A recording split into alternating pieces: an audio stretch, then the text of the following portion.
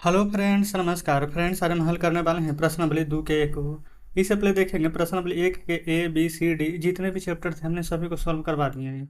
आप लोग यहाँ पर प्लेलिस्ट या फिर कोर्स के सेक्शन में जाइएगा ना, तो आपको इसका प्लेलिस्ट या फिर कोर्स के सेक्शन में जाएगा तो कोर्स मिल जाएगा। डेली हम एक चैप्टर सॉल्व करवा रहे हैं, उसमें सभी वीडियोज आपको चैप्टर वाइज मिल जाएगी। ठीक है, तो चलिए आज हम यहाँ पर बहुपद के बारे में पढ़ने वाले हैं। तो फ्रेंड्स, इसे पढ़ने के लिए तो इसका अगर हम इंट्रोडक्शन दें तो पूरा एक क्लास लग जाएगा। ठीक है, तो इसलिए हम इंट्रोडक्शन ना दे करके इसमें जितने भी प्रश्न आएंगे ना, जिस भी टाइप पर आएंगे, उन सभी का पहले हम एग्जाम्पल आपको बता देंगे, फिर उसके बाद यहाँ पर प्रश्न को सॉल्व करेंगे। ठीक है, तो चलिए सभी प्रश्न को अपने कॉपी पर लिख कर आपके सामने लाते हैं।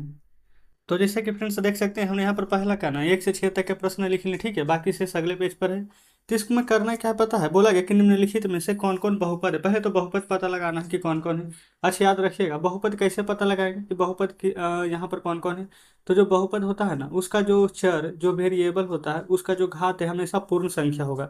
जैसे ये चर है ना एक्स, ठीक है, वेरिएबल है, इसका घात क्या है 2। तो क्या पूर्ण संख्या है? अच्छा बताइए, पहले पूर्ण संख्या कहते किसको है? तो यहाँ लिख देते हैं नीचे। ठीक है, अगर 0 1 2 3 4 5 6 7 8 9, 0 से लेकर के ना 9 तक की संख्या। अच्छा देखेंगे, 9 के बाद भी हो सकता है 10 11 12, लेकिन मेन तो 9 ना है, 9 के बाद ही ना बनेगा 10 11 12, इसी से बनेगा। तो बस आप इतना याद रखिए ना, पूर्ण संख्या, जो पूर्ण संख्या हो। ठीक है, पूर्ण संख्या 0 से शुरू होता है और अनंत तक जाता है। अब पूर्ण संख्या हमेशा प्लस में रहता है, निगेटिव में नहीं।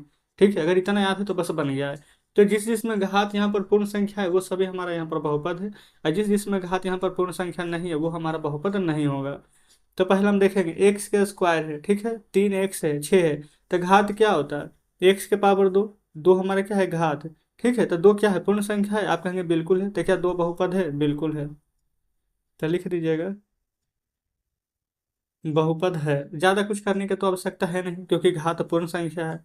अच्छा इसमें देखेंगे ना, अच्छा पहले इसको ऐसे लिख सकते हैं, एक्स प्लस, देखेंगे ये 2 है तो ऊपर तो 2 है ही, तो गुना 1/x। आप कहेंगे ऐसा क्यों किए? पहले बताइए, ऐसा लिख सकते हैं? आप कहेंगे हाँ जी बिल्कुल। क्यों? क्योंकि 2 तो ऊपर था, एक्स नीचे था, तो 1/x। अच्छा हम चाहते हैं कि एक्स को भी ऊपर भेज दें, यानी कि एक्स जो नीचे ऊपर, तो ऐसे लिख सकते हैं एक्स प्लस, यहाँ पर 2, एक्स के पावर में -1। आप कहेंगे ऐसे कैसे कर दिए? क्योंकि देखिए, अगर कोई भी चीज़ 1/1 से नीचे है, इसको ऊपर में भेजते हैं ना, तो यहाँ पर पावर एक, यहाँ पर 1 है ना, तो ऊपर माइनस में 1 चढ़ जाता है। ठीक है, अब बताइए, यहाँ पर 1 से, तो इसका तो कुछ पावर नहीं दिया गया, लेकिन इसका पावर आ चुका है -1। अब हमने अभी क्या बताया था कि अगर पावर -1 में रहे, जैसे -1 आ गया, यहाँ पर हम क्या बताए थे? पूर्ण संख्या होना चाहिए। क्या ये पूर्ण संख्या है? नहीं, तो बहुपद होगा? तो लिखिएगा नहीं। क्यों? क्योंकि बहुपद का घात कभी भी यहाँ पर ऋणात्मक नहीं होता, यानी कि निगेटिव में नहीं होता। यहाँ पर निगेटिव आया है इसलिए। यहाँ पर देखेंगे कि रूट है, तो आप तो ऐसे भी देख करके बता सकते हैं कि नहीं होगा। वैसे भी देखेंगे रूट है, इस प्रकार से। यहाँ कुछ लिखा नहीं है तो इसका मतलब 1/2 है, यही दोनों रहता है। अगर यहाँ 3 लिखा हुआ है घन, तो 1/3 है। 4 लिखा हुआ तो 1/4 है। तो आप चाहे तो इसको रूट से हटा सकते हैं इसे, एक्स लिख देंगे यहाँ पर। ठीक है, अब यहाँ पर बताएंगे, ये वाला एक्स लिख दीजिए, और यहाँ पर ये 3 है ना, तो यहाँ पर क्या आ जाएगा? आप कहेंगे 1/3 आ जाएगा। ठीक है, प्लस में 2x हो जाएगा, अब माइनस में 7। अच्छा ये तो बाटा में आ गया है, लेकिन यहाँ पर पूर्ण संख्या बोला गया था। बताइए क्या यहाँ पर पूर्ण संख्या है? आप कहेंगे नहीं। तो अगर पूर्ण संख्या नहीं है तो ये भी हमारा फ्रेंड्स क्या हो जाएगा? क्योंकि एक हाथ हमारा भिन्न में है, तो लिख देंगे बहुपद नहीं है। ठीक है, कोई दिक्कत नहीं। यहाँ पर देखेंगे एक्स के पावर -2 जो कि ऋणात्मक में है, तब चाहे तो पूरा लिख सकते हैं कि घात ऋणात्मक है, इसलिए बहुपद नहीं होगा। आप चाहें तो पूरा बढ़िया से ऐसे करके लिख सकते हैं। ठीक है, चलिए। अच्छा यहाँ देखेंगे अंडर रूट में यहाँ पर यू दिया गया है। अब बताइए इसमें क्या बहुपद होगा? नहीं। क्यों? क्योंकि ये रूट में है, तो रूट हटाइएगा ना, तो यू के पावर 1/2 आ जाएगा, -3u प्लस में 2। ये देखेंगे भिन्न आ गया है 1/2, तो पूर्ण संख्या है? नहीं है, तो बहुपद होगा? तो लिखेंगे नहीं। बताइए, इतना सोचने की भी आवश्यकता नहीं है, आसानी से बन जाएंगे। अच्छा यहाँ देखेंगे रूट 2 है, बाई के पावर 3। अच्छा रूट में 2 है ना, इससे कोई मतलब नहीं है। यहाँ पर चर रूट में था, ठीक है, लेकिन यहाँ पर चर नहीं है रूट में। ठीक है, यहाँ पर संख्या है।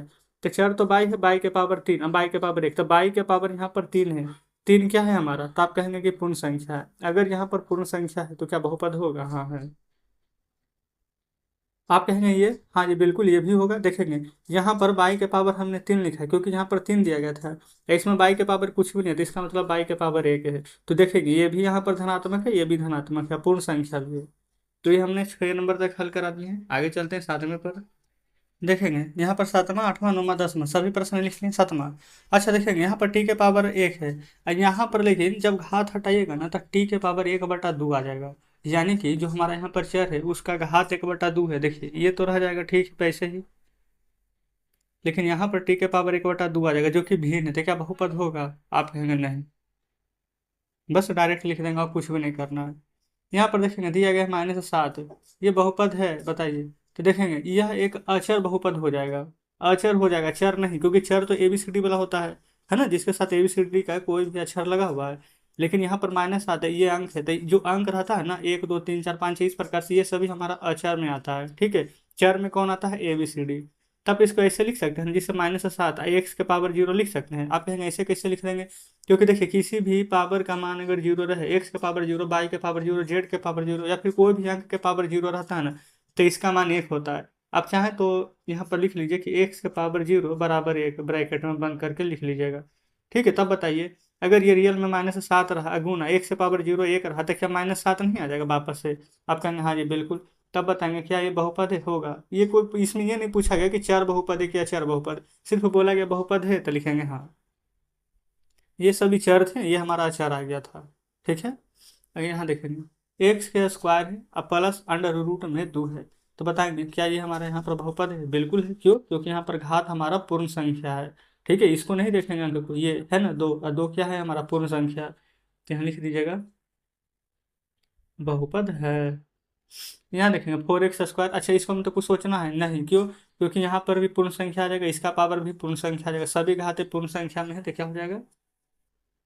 बहुपद है। बताएंगे, आसानी से बन गया ना, कोई दिक्कत नहीं है। अच्छा यहाँ पर जानते हैं दूसरा नंबर में सत्य और असत्य लिखना, तो इसका फ्रेंड्स हम प्रश्न नहीं लिखे हैं, आपको हम दिखाते हैं और डायरेक्ट बताते हैं, आप यहाँ पर सॉल्व कर लेंगे आसानी से। ठीक है, देखिए प्रश्न तो दिख रहा है बढ़िया से। बोला गया निम्नलिखित कथनों को ना सत्य कथन को स से और असत्य कथन को अ से व्यक्त कीजिए।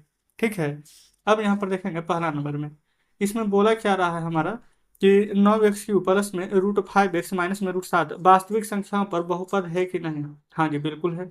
क्यों? क्योंकि यहाँ पर देखेंगे x के पावर 3, हमको घात ही देखना है, ये ऋणात्मक नहीं ना, नहीं, तो ये हमारा बहुपद होगा।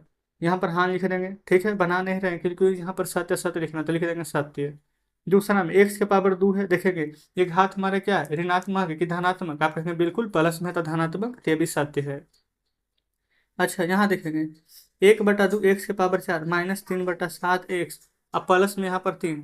अच्छा ये बताएंगे ये सत्य है क्या? सत्य? आप कहेंगे यहाँ सत्य। क्यों? क्योंकि जो यहाँ पर देखेंगे ये एक्स के पावर 4 ये गुणांक है ना 1/2, ये एक्स है, ये गुणांक है ना माइनस में 3/7, तो ये सभी हमारा जो यहाँ पर दिया गया बहुपद, ये सभी किस चीज में? तो आप कहेंगे इसका जो गुणांक है वो भिन्न है, परिमेय संख्या। परिमेय किस चीज में लिखा था? P/Q के रूप में, पूर्ण नहीं है। ठीक है, तो आप इसका यहाँ पर लिख देंगे कि ये हमारा कथन असत्य है। सी नंबर में सत्य सत्य असत्य। ठीक है, अब डी नंबर को यहाँ पर देखेंगे। डी नंबर में देखेंगे x², इसका साथ जो गुणांक है ये रूट में है। देखेंगे रूट में 3 है ना, ये क्या है हमारा? अगर रूट में यहाँ पर आ जाता है तो गुणांक हमारा वैसे भी √3 क्या है? परिमेय क्या? परिमेय। आप कहेंगे अपरिमेय। और गुणांक अगर यहाँ पर रूट में है जो कि बाहर ना निकल पाए, तो वैसी स्थिति में वो सभी हमारा असत्य हो जाएगा। ठीक है, चलिए डी ई नंबर में देखेंगे। इसमें क्या बोला गया है? x³/3 - 5 परिमेय संख्याओं पर यहाँ पर बहुपद है, तो ये कथन सत्य होगा क्या? सत्य होगा बिल्कुल, क्योंकि x से पावर 3 है। ठीक है, नीचे से मतलब नहीं है, ऊपर यहाँ पर धनात्मक है ना पॉजिटिव, तब सत्य हो जाएगा। ये फिर में आएंगे √7x + 5 पूर्णांक पर यहाँ पर बहुपद है कि नहीं? नहीं, असत्य है। क्यों? क्योंकि x का यहाँ पर कोफिशिएंट यानी कि जो गुणांक है रूट में, इसलिए ये हमारा यहाँ पर पूर्णांक नहीं होगा, इसलिए बहुपद भी नहीं है। तो F नंबर तक हमने बता दिया, सत्य असत्य यहाँ पर चुनना था। अब तीसरा में x² का गुणांक बोला गया है, तो फ्रेंड्स वैसे तो आप आसानी से निकाल सकते हैं। देखिए इसमें क्या करना, x² है ना, तो x² के आगे में कुछ अंक है, किसके साथ गुना है नहीं पता है, तो आंसर 1 आ जाएगा। यहाँ देखेंगे x³ है, यहाँ पर x³ यहाँ पर दिया गया है, तो यहाँ पर x² का गुणांक हमसे पूछा गया था। तो बताइए क्या यहाँ पर कहीं भी x² है? x² पूछा गया ना, नहीं है, तो क्या हम 0 लिख सकते हैं? क्योंकि लिख देंगे ना यहाँ पर, क्योंकि यहाँ पर x² उपलब्ध नहीं है, तो इसलिए आंसर हमारा 0 आएगा। यहाँ पर x² है, हाँ जी है, तो x² किसके साथ गुना हुआ था? π/2, तो लिख देंगे π/2। यहाँ एक्स स्क्वायर है, हाँ है, तो एक्स स्क्वायर किसके साथ गुना हुआ? तो आप कहेंगे एक्स स्क्वायर, यहाँ पर प्लस था तो प्लस में एक, यहाँ पर माइनस है तो माइनस में एक। तो आप कहेंगे यहाँ पर प्लस क्यों नहीं दिए? क्योंकि प्लस को दिखाना जरूरी नहीं है, लेकिन माइनस लिखिएगा ना तो उसको दिखाना यहाँ पर जरूरी है। ठीक है।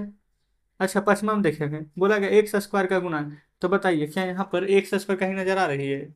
आप कहेंगे बिल्कुल नहीं, तो यहाँ पर आंसर क्या लिखेंगे? आप कह देंगे जीरो। अच्छा, माइनस नहीं लिखना, बराबर कर देते हैं।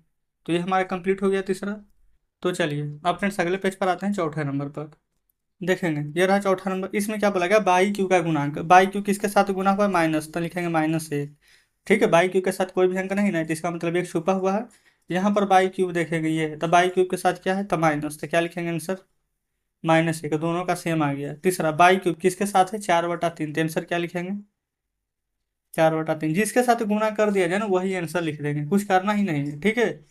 चलिए, पांचवा में यहाँ पर क्या बोला गया है ना कि इसका यहाँ पर मानक रूप स्टैंडर्ड फॉर्म में है। कौन सा यहाँ पर है? देखिएगा, यहाँ पर देखेंगे, सबसे पहले जो यहाँ पर मानक रूप में होगा उसी को लिख देना है। ठीक है। मानक रूप का कहने का मतलब है ना कि जिसका यहाँ पर क्या कह सकते हैं कि जो चर की घात है लगातार घटते क्रम या बढ़ते क्रम होना चाहिए। जिसे 1 2 3 4 5 क्या है? बढ़ते क्रम, या फिर 5 4 3 2 घटते क्रम, मतलब सीरियल से होना चाहिए। समझ गए ना? तो यहाँ पर देखेंगे क्या है? 5 घात, यहाँ पर 2 3, 2 के देखेंगे 5 से छोटा आ गया, फिर छोटा से बड़ा आ गया, नहीं ये कोई भी क्रम में नहीं है। ये 3 से 4 आ गया, 4 से फिर 2 हो गया, क्या कोई क्रम में है? नहीं है। अच्छा, यहाँ पर बोल भी दिया गया था ना कि अवरोही क्रम में सजाइए। अवरोही क्रम में कहने का मतलब क्या होता है? घटते क्रम। अच्छा, एक सेकंड एक सेकंड, पहले इसको नहीं देख रहे थे हम, यहाँ पर डायरेक्ट छठा में आ गए, फिर इसको देखेंगे। तो देखेंगे 5 है, 2 है, 4 है, नहीं। 2 4 3 आ गया, नहीं। अच्छा, सी में क्या है? यहाँ पर 2 है, फिर 1 है, और फिर इसको पावर क्या है? अगर 1 से पावर 0 भी मान सकते हैं, तो यानी कि 2 आई है कि यहाँ पर 0 आ सकता है। यहाँ पर 2 3 नहीं। तो फ्रेंड्स हमारा सी नंबर आंसर हो जाएगा। कैसे? जो हमने बता दिया ना, 1 से पावर 2 है, 1 से पावर 1 है, यहाँ पर 1 से पावर आप 0 लिख सकते हैं, क्योंकि 1 से पावर 0 लिखेंगे तो उसका मान 1 आएगा। तो 1 से पावर 2, 1 से पावर 1, 1 से पावर 0, तो यहाँ पर देखेंगे घटते क्रम में है ना, बड़ा से छोटा। अब वही क्रम, तो सी नंबर को टिक मार देंगे। ठीक है। सेम वहीं पर छठा नंबर को देखेंगे तो छठा नंबर भी ना लगभग एक जैसा ही है। ठीक है। लेकिन यहाँ पर क्या करना है, इसमें सिर्फ मतलब कौन सा यहाँ पर मानक रूप में था उसको बताना है। यहाँ पर बोला गया कि निम्नलिखित बहुपद का मानक रूप में जो नहीं दिया गया है उसको चर के घात के अवरोही क्रम में लिखिए। यानी कि इसमें जो आंसर था सी नंबर टिक कर दिया ना, लेकिन इसमें जो अवरोही क्रम में नहीं उसको लिखना भी है, सभी को बढ़िया से असेंडिंग डिसेंडिंग ऑर्डर में लिखना है। तो फ्रेंड्स हम 5 ही नंबर तक रहने देते हैं, क्योंकि हमने प्रश्न का आगे तो लिखा नहीं है। अब 6 नंबर से लेकर के आगे के प्रश्न को कल हम लिख करके रखेंगे पहले से ही। ठीक है। तो आज का सेशन कैसा लगा कमेंट बॉक्स में जरूर से बताएंगे। अगर प्रश्न समझ में आ रही हो तो वीडियो को लाइक और चैनल को सब्सक्राइब जरूर से कर दीजिएगा। तो ठीक है फ्रेंड्स, मिलते हैं आपसे कल नेक्स्ट वीडियो में बचे हुए प्रश्नों के साथ।